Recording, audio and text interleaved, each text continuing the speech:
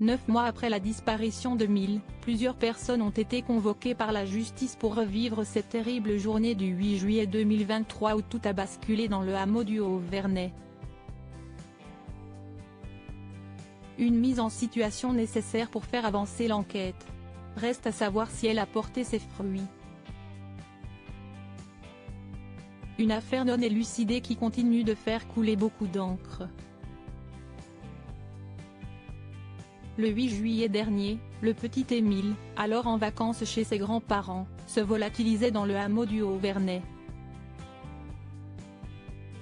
Depuis, les enquêteurs travaillent d'arrache-pied pour tenter de le retrouver.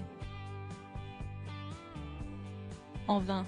Ce jeudi 28 mars 2024 s'est orchestrée la mise en situation de la disparition du petit Émile sur les lieux de sa disparition.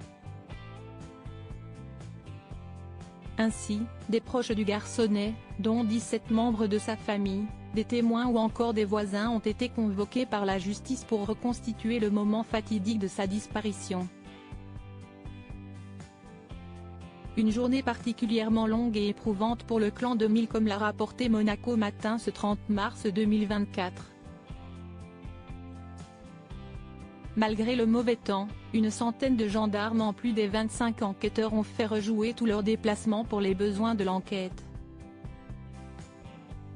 À en croire une source proche du dossier qui a contacté Nice Matin, des réponses ont été apportées quant à certaines interrogations. Toutefois aucune garde à vue n'a été diligentée.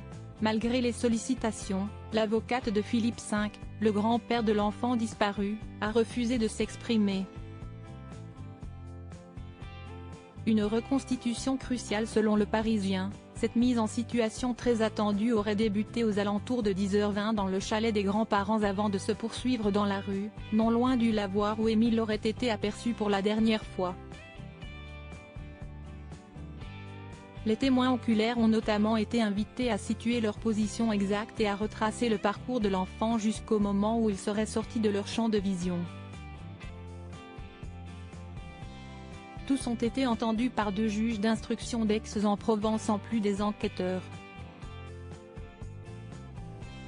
Les 2 femmes de loi à l'affût du moindre indice ont toutes les 2 une hypothèse en tête, la première défend celle d'une piste agricole.